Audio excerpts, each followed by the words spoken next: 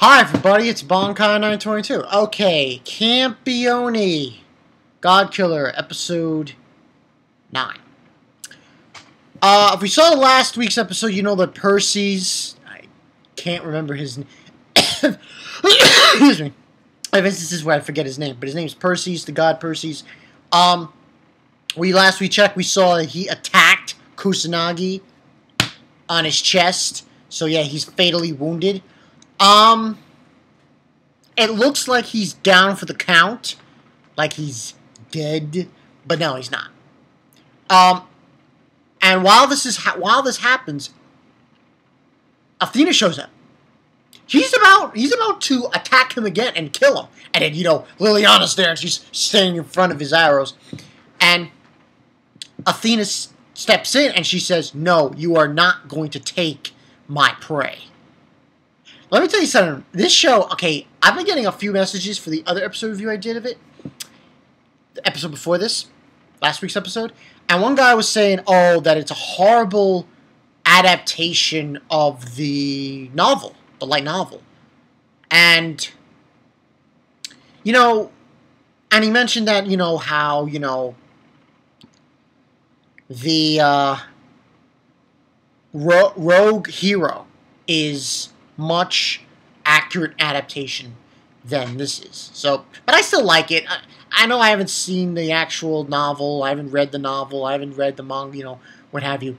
But yeah, I still like it. I still like it. But Athena basically telling Percy to get the out of here, and he's like, okay, I'll withdraw, because I have to cover my wounds, and he obviously has to do his. Then we get there's this one god that he sees, Kusanagi, that he always sees when he's on the verge of death. Between, life and death. Paradox. She's like the mother of all the Campiones, I think. At least that's what I think this story is. And she's meeting up with him, and she kind of says to him, oh, he's the god of the East, and so on and so forth, saying this is what you need to do to defeat him, but he can't hear her all too well. Now, what also happened in this episode was Salvatore. And this guy, he's funny, because, he's doing all this shit, all because he's, saying, but that's later on. But anyway, what ends up happening, he wakes up, Kusanagi, and Liliana is freaking out. She's like, I thought you were dead, and she's crying and everything. Liliana is so funny in this episode because she's trying not to do anything, get it on, because she's trying not to start and she has a maid. The maid's name is I'm just find the maid's name. The maid's name is, if I'm 100% accurate on this, the maid's name is not listed here. Go figure. But I do remember her name. It was Maliana? Oh, no, Ariana. So Ariana's the maid, and what I've also found out in this episode was that there were two different groups. There's the Copper Black Cross, which is what Erica's part of, and then there's the Bronze Black Cross. Now, Ariana, she's basically telling Kusanagi, she was actually telling Liliana, oh, they were doing this and that on their vacation. Basically, they were doing the nasty. That was so funny. He's like, oh, yeah, I was on team with these girls. And she's like, fine, no, you have my body. I'm like, what? She was saying how to take my body and everything, and she was getting naked and shit. Get naked! Oh man, it was just such a ridiculous part of the episode. And then basically Ariana then tells Kusanagi to leave, and she tells Liliana that, this is your chance. This is your chance to get romantically involved with Kusanagi. Erica is not here. Malia is not here. It's time for you to get on the... So, what ends on happening is, he's in the balcony and he's looking out the doors, you know, in the screen, the view he has where they are, and he finds this book on the floor on the balcony, and he's reading it, and it's like stories of like this guy giving it just putting the moves on this beautiful woman. And he's reading it, and here comes Liliana out of nowhere with a knife in his back, saying, "You saw you hit it!" Oh, this episode was so ridiculous. And then he ends up saying, what ends up happening is, she says, "I'm gonna kill you, and then I'm gonna kill myself." I'm like, he's trying to kill him. And it was like, even now when I wanted to accept you in my heart, you know, and everything. And she's like trying to, it's come on. You know you like the guy. Then that's when we get something else happening. Athena shows up. Yeah, Athena shows up, and she wants to make a deal with Kusanagi. Now, the whole story here is that Perseus and Athena are mortal enemies. That's the whole story here. And basically she's saying to him, you know, you have to, you know, she's telling him that she wants to make a deal with him, and then, you know, meet me at this location, and we will make a deal. And I'll tell you, you know, I think she said basically she'll tell him what the story is with Perseus. Then we have a scene with them going having ice cream and shit, and it's like, oh, she's like so embarrassed, Liliana, because she loves him, but she doesn't want to admit it, you know. And she's like crying. She's crying because she's always doing something wrong.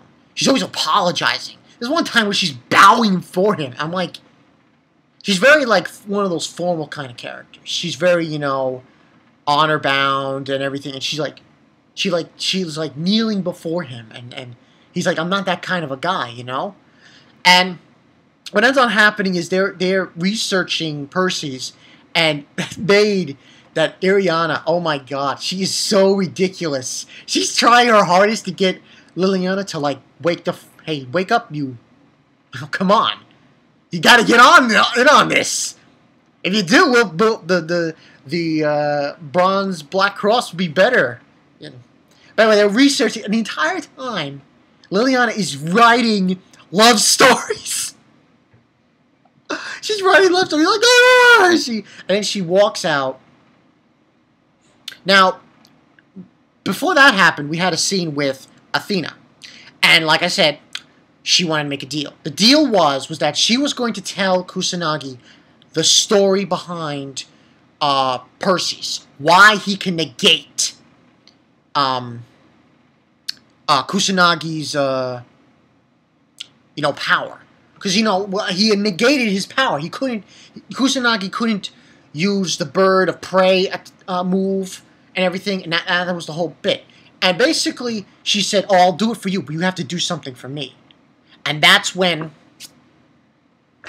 Liliana stepped in. She said, "I'm not letting you do that. We're not doing that." And then what ends up happening is she leaves to get some air after that whole tirade with the writing of love stories. And she comes back with tea. Gives him tea. He drinks it. All of a sudden, he's having convulsions. She told him that, oh, you'll rest here. She paralyzed him. The tea was able to supposedly paralyze him. And she leaves to make the deal with Athena. And she's saying, "Oh, you know how I'm gonna do it, but to say so and so forth." And then Athena's like saying, "No, I'm not here to make the deal with you. I'm here to make the deal with Kusanagi." And that's when Athena starts like undressing Liliana, because she's a god, so she can just, and she does this, and she starts playing with her chest. I'm like, what the? This show's crazy, playing with her chest and crap. Then who shows up? Kusanagi. Man, this guy is balls.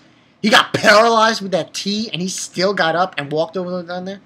So he gets there, and he says, I'll do. Just tell me what the story is with him."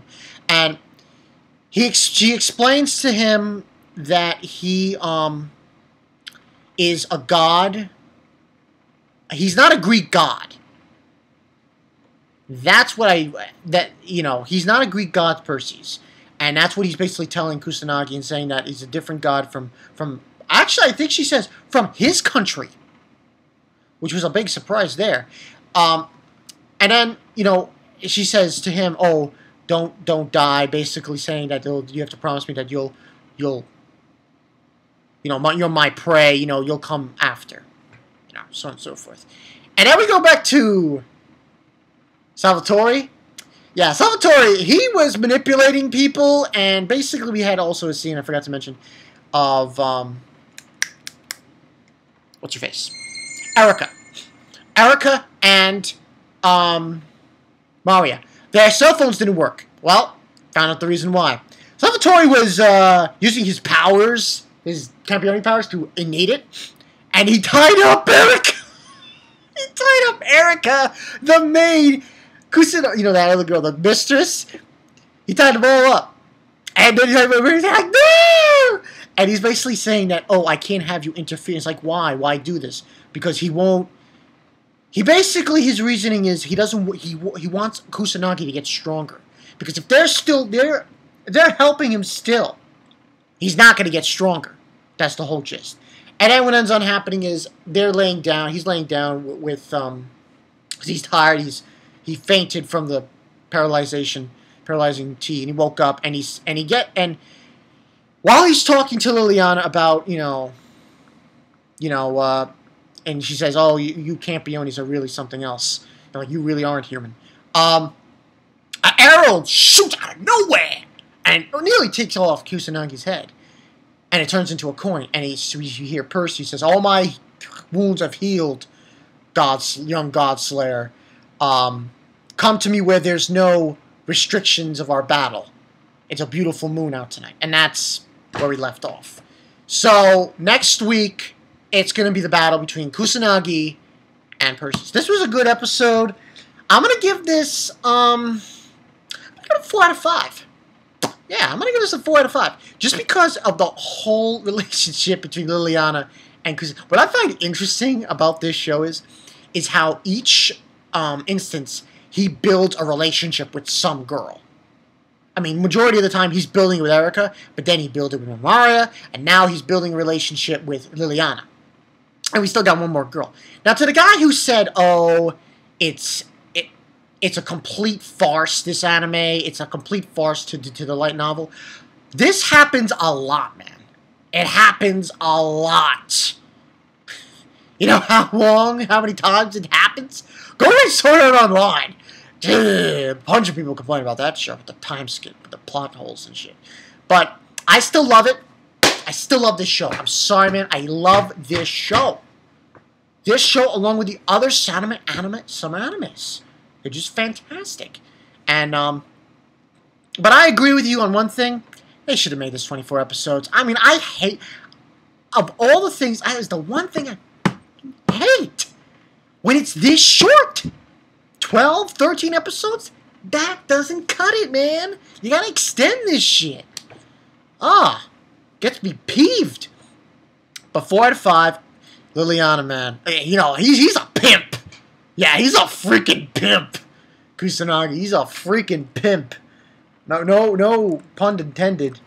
A freaking pimp. Man. He's a player. He plays these chicks. And just do the nasty, yeah. But very good episode of Campione. We'll see how this fight goes next week. Should be interesting. Should be very interesting. I'm wondering though, because if this, let me just check something real quick before I end this video. Yeah, this is 12 episodes. I'm really upset now because, like, next week's is episode 10, and there's 2 more. And if I'm not mistaken, there's another girl supposedly joining the fray. So, how is this going to go down? Don't really understand it. But anyway, we'll see. I enjoyed this episode. Tell me what you guys think. Comments below. You know the story. Question of the day. Who's your best girl? Yeah, I'll bring it up that. Who's your best girl? Who's the best? Who's the best female among his harem Because you could pretty much say it's a harem right now, because that's what it is. It's a harem. Alright, I'll see you guys later.